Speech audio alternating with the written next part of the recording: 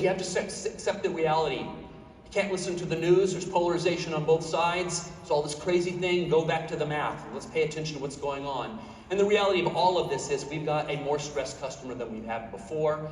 What are they going to do? What are their behaviors going to be? We already know we're seeing trading down behaviors in our stores. They're really promotion. I think our IGA promotion responsiveness of the national ad that we run millions and millions of impressions. We get deals from manufacturers going straight out into the marketplace, and I think our promotion responsiveness has never been higher. Now, I'm really proud of our network, but what that really tells you is our shoppers are more needy for savings than they've ever been before. And so we can't take our foot off the pedal there. And then, you know, the other thing here is to think about private label as our bumper to this. It is a magic. Private label sales are up 4.3% in an industry which is probably flat. And private label sales are a way to allow a shopper to trade down without trading out. So it gives us an opportunity to give them the fresh departments and the meat cutting and all the things that we do that make us special and still hit their target by being more aggressive on the private label side. And there's more brand promiscuity in shoppers today. They're much more willing to try new things, and the opportunity to deposition the competitors with a combination of two is a real opportunity for us. So I'm kind of bullish on that. Technology is an enabler. There's a huge tech track here. There's amazing vendors. Everyone's going to talk about AI. The speaker that follows me is going to talk about AI and all these amazing things that are going on in the store. To me, the new learning, what makes this also exciting, is that it, for the first time, allows us as independents to make small investments, not the huge capital investments that we've seen over huge systems before that let Walmart be so powerful versus us, right? Very small cost allows you to begin to understand your shopper better than ever before.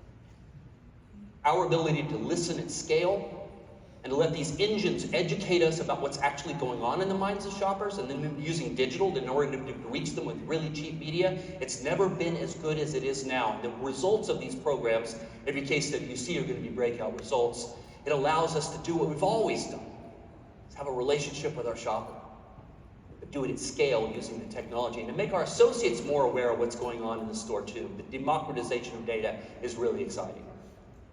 If you break out sales, your boss comes to you and says, hey, we're going to go, in your corporate world, we got to grow sales 20% this year. And you go, how am I going to do that? In retail, you break it out in really simple ways. What can I do to get more people in? Increase my number of trips. How can I increase the number of items they buy when they're in the store? Or make them more expensive. And what can I do to increase the margin of what they buy, the mix of what goes in the basket? And if you make any improvement on any of these metrics, that's a good thing. If you make improvement on two, it's synergistic, it's explosive, and that's how you get breakout sales results in this business. It turns out that a lot of the things that are available to us to do today, despite all of the headaches and all the other external factors, are within our grasp. On the top line, the ability to reach out to shoppers using digital media today and to connect with them at a fraction of what we used to spend on print, it lays there ready to go. And our ability to invest in it and try it and see the sales results back and then change it very, very rapidly sits in our hands. And the shopper's more engaged and more interested in that kind of dialogue than ever before.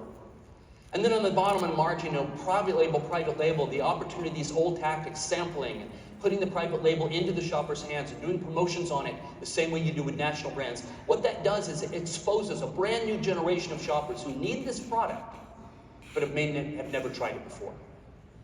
And so the opportunity for us to take responsibility over our future, not just be at the mercy of all these trends, sits in a lot of these. And then finally, in the average ticket and mid-size shoppers, so there's BOGOs, multiples, bundles. You see the manufacturers doing it. They're doing it because it's working. It's working across the shoppers will respond. They will give us their dollars if we are showing them that we're willing to meet them halfway. Health focused, seriously, the shoppers, young and old, they're all health focused. If a third of Americans are going to be on a GLP-1 drug, they got to take that seriously. I would advise you to think of it as not us versus them. This is another example of the shopper who's distressed or concerned, looking for a partner. Who better than us? How can we help them to make smart choices? How can we help them to enable them with recipes or advice so that whatever decision they make on their health care is empowered by smart choices in the grocery store too. And the retailers that do this are going to grow share.